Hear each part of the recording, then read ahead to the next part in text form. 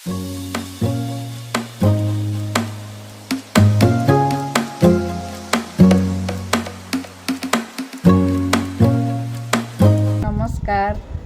मोर terrace garden को आपण मानक स्वागत।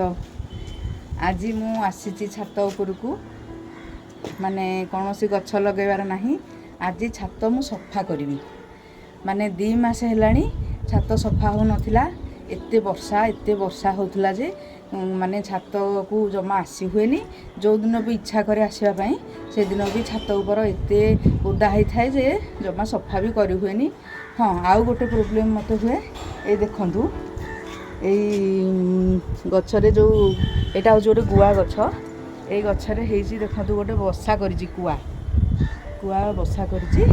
ए कुआ मत भारी हैरान करे। सी तार ये अंडा देइथिला अंडा देकी छुआ फुटेला पाखापाखि एटा 2 मास हो मत छात उपरकू से आसवाक दौ नथिला।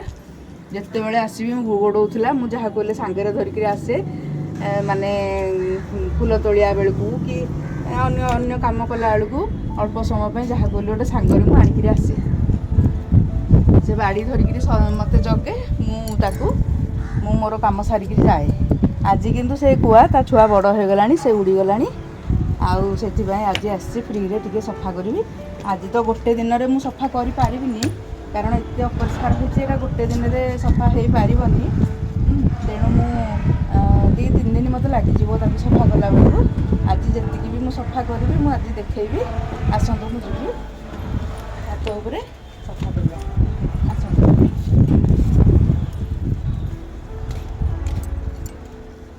ये आग देखी दिंतु आपण मैंने छात केते अपरिष्कार होती। सबु आड़ शिउली लगी पत्र पड़ी केते अपरिष्कार हो जाइए। तल को देखंतु ये तल देखंतु केते अपरिष्कार हो जाइए। देखंतु सबुआड़े माने छात खराब हो तेणु ताको निहाती सफा करिया दरकार पड़े। ए कुआ जोगु तो मु आसी पारु नथिली तेणु आज भाभी ताको सफा करी किछिटा सफा करदेली। ये देखंतु एटा गोटे कुंड ये कुंडरे गोटे मंदार गछ अच्छी सेटा भी आउ देखा जाउनी सेटा बंची कि मरी केते घास ताको आज उपाड़ी ता देहरे केते अना बना केते घास कौन कौन सब उठी जाइए। तुलसी गछ गयस गछ ता देहरे केते कौन उठी जाइए। एटा को मु आज सफा करी। से गछ गुडा काई नाही तो को गछ से गयस गछ एगुड़ा बा एटा सब मरी गलानी। ए गछ गुडा सब मरी गलानी। एटा भल होनी ताकू सब गुड़ा सफा करी। आग कुंड सफा करने भी ये देखो मुझे कुंड सफा करुच्ची। ता मूल गोटे मंदार गछ थिला से मंदार गछटा भी ये मरीगला सफा कर पारे बोधे पानी जमीगला ता मूल एटा कहीं एटा देइथिले गछटा को बांधीथिले। ए गछटा बढ़िया सुंदर होता एटा बांधीथिली आउटारे किछि नाही। ये देखा कौन होची नहले आउ गोटे नुआ गछ ये लगेबी नुआ मंदार गछ करिछि नहले किणिकी आनिमी ताकू लगेबी। ये देखंतु केते घास एथुरु बाहरुछि। ये देखंतु ताकू निहाती सफा करिया पड़ो। एटा भी बाहर करदबा एटा बहुत तलकू जाइछि एटा सफा करदबा कुंडटा एटा को भाबुछि उपाड़ी देबी। एटा किछि ना ए गछटा भी मर जाइछि। देखंतु सब सफा पवन होची केते जोरे फ्रेंड्स देखंतु केते जोरे पवन होची। काम होइतै भी करिया को टिके भलो लागुची। एथिरे गोटे नुआ गछ जहाले गोटे रिपोर्टिंग कर देबी। ई कुंडटारे जहाले गोटे नुआ गछ मु लगेई देबी। सफा हो गला चानीटा पूरा सफा हो गला। सब गछ गुड़ाक देखो अना बना गोटे कानिश्री गछ ये उठी जाइए। कानिश्री गछ गुड़ाक करदेवी। आउ कैप्सिकम गछ भी आउ कहीं फूल आसीनी फल आसीनी आसब आउ किसी दिन गले पुणी फूल आसब फल हम। ये भेंडी गछ भी आउ किसी दिन गले ताकू भी उपाड़ी देवी कारण यहाँ सुखी आसला थाऊ एबे थाऊ आउ किसी दिन गले ताकू उपाड़ी देवी। आउ गोटे ये आस देखा ଆଗ ସଫା କରିଦେବି। ଏଇ କୁଣ୍ଡଟା ଆଗ ସଫା କରିଦେବି। ଏଇଟା ଏଇଠି ମୋର କଖାରୁ ଗଛଟେ ହେଇଥିଲା।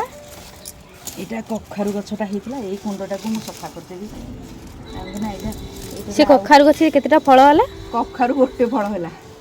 ଗୋଟେ ଫଳ, କିନ୍ତୁ ସବୁବେଳେ ବହୁତ ଫୁଲ ଆମେ ଏଥିରୁ ଖାଇଛୁ। ଆଚ୍ଛା। ବହୁତ ଫୁଲ ଖାଇଛୁ। ତା ଡଙ୍କ ବି କରିକିରି ତୋଳିକିରି କରିଥିଲି ବି, ମୁଁ ଭିଡ଼ିଓରେ ଦେଇଥିଲି।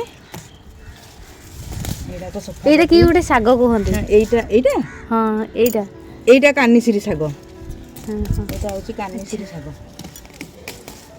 ଏଇଟା ହେଉଛି ତା ଭିତରେ ଲଗେଇ ଦେଇଥିଲି କ'ଣ କହିଲେ, ଗୋଟେ ଗୁଆଁର ଗଛ। ଏଇଟା ଗୋଟେ ଗୁଆଁର ଗଛଟେ ହେଇଛି ତା ଭିତରେ। ଏଇଟା ଗୋଟେ ଲଙ୍କା ଗଛ। ଏଇ ଦୁଇଟା ଗଛ ରଖିକିରି ମୁଁ ବାକି ଗଛ ତକ ସବୁ ଉପାଡ଼ି ଦେବି। ୟା ଭିତରେ ଯାହା ହେଲେ ଦେଖିବା ଭେଣ୍ଡି ହଉ ଲଙ୍କା ହଉ ଯାହା ହଉ ଗୋଟେ ଲଗେଇବି।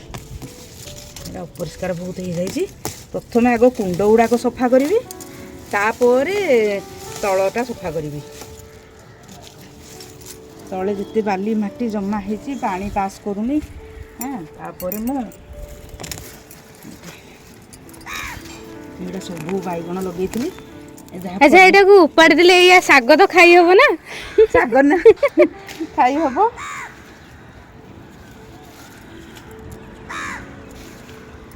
ଏଇଠି ମୁଁ ଉପାଡ଼ି ଦେବି ସବୁ।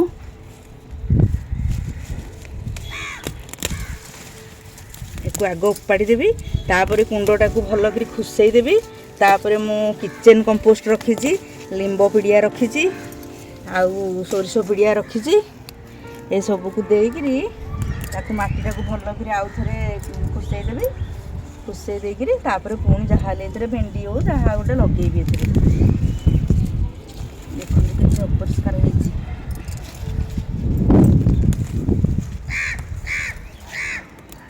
କୁଆଟା ତଥାପି ବୋବଉଛି ମତେ ଲାଗୁଛି। ସେ ସେଠି ବସିକି ବୋବଉଛି ଆଉ। ମତେ ଭାରି ଡର ଲାଗୁଛି କୁଆଟାକୁ। ଫୁଙ୍କିଦବ କେତେବେଳେ ଆସିକିରି, ମତେ ଭାରି ଡର ଲାଗୁଛି। ସେଇଥିପାଇଁ ମୁଁ ଡରିକିରି 2 ମାସ ହେଲା ଠିକରେ ଆସୁନଥିଲି ଉପରକୁ। ଏଇ ଦେଖନ୍ତୁ,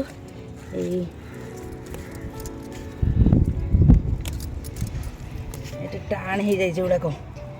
ଏଇଟା ପୁରା ଟାଣ ହେଇଛି। ଏଥିରେ ଗୋଟେ ଖୋଳିକିରି ତାକୁ ଉପାଡ଼ିବାକୁ ପଡ଼ିବ। ବର୍ତ୍ତମାନ ଏଇଟା ପୁରା ସଫା ହେଇଗଲା। ସଫା କରିଦେବା। ତାକୁ ଭଲ ଭାବରେ ସଫା କରିବେ। ଭଲ କି ସଫା ନ କଲେ ଆଉ ଏକୁ ଆଗ ରଖିବାକୁ ପଡ଼ିବ କିଛି ଦିନ। ସାଙ୍ଗେ ସାଙ୍ଗେ ଲଗେଇଲେ ହେବନି।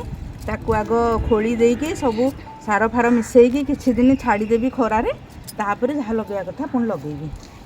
ଭାବିଛି ଭେଣ୍ଡି ଲଗେଇବି ବୋଲି ଏଥିରେ। ଭେଣ୍ଡି ଲଙ୍କା ଲଗେଇବି, ନହେଲେ ଭେଣ୍ଡି ଲଗେଇବି, ଯାହା ହେଲେ ବି ଗୋଟେ ଲଗେଇବି। ଏ ସଫା ହେଇଗଲା।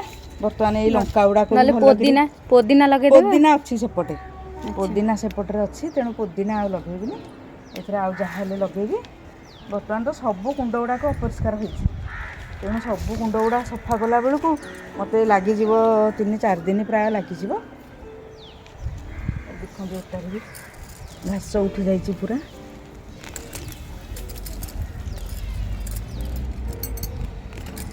ପୁରା ଘାସ ଭର୍ତ୍ତି ହେଇଯାଇଛି। ପୁରା ସଫା କରିବି, ତାପରେ ତା ମୂଳ ସବୁ ଖୁସେଇବି। ତାପରେ ତା ଦେହରେ ଟିକେ ମୋର ନିମ୍ବ ପିଡ଼ିଆ, ସୋରିଷ ପିଡ଼ିଆ, ଆଉ ମୋର କିଚେନ୍ କମ୍ପୋଷ୍ଟ ମୁଁ ରଖିଛି, ସେଗୁଡ଼ା ଦେବି। ଛାତ ଆଗ ସଫା କରିବି, କିନ୍ତୁ ତାପରେ କାମ ଗୁଡ଼ାକ କରିବି।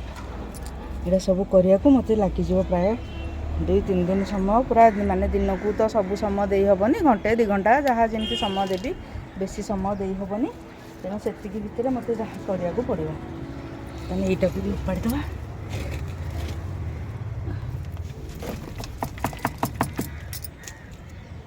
ଏଇଟା ବି ଶୁଖିଗଲାଣି।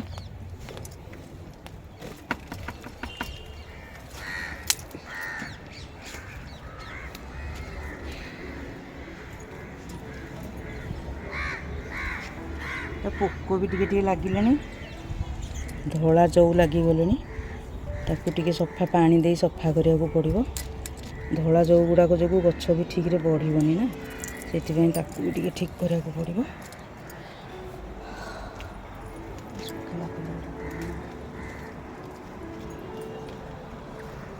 ଆଉ କେଉଁଠି ଦେଖିଦେବା, ଆଉ କେଉଁ ମୁଣ୍ଡରେ ପାଣି ବର୍ଷା ହେଉଛି। ଆଉ ଯାହା ଯେମିତି ଅଛି ଚଳିବ। ଏଇ ଫୁଲଟା କେତେ ସୁନ୍ଦର ଲାଗୁଛି। ହଁ ଏଇଟା ବଢ଼ିଆ ଫୁଟେ। ଏଇଟା ଆହୁରି ମାନେ ବହୁତ ହେଇକିରି ଫୁଟିବ। ଏଇଟା ପୁରା ମାନେ ଭର୍ତ୍ତି ହେଇଯାଏ। ଏଇଟା ଏଇ ଫୁଲଟା ଭିତରେ ବହୁତ ଭର୍ତ୍ତି ହେଇଯାଏ, ପୁରା ବଢ଼ିଆ ଲାଗେ ଫୁଲଟା। ଏଇ ଡାଳଗୁଡ଼ା ଶୁଖି ଆସିଲାଣି ଏଗୁଡ଼ାକ।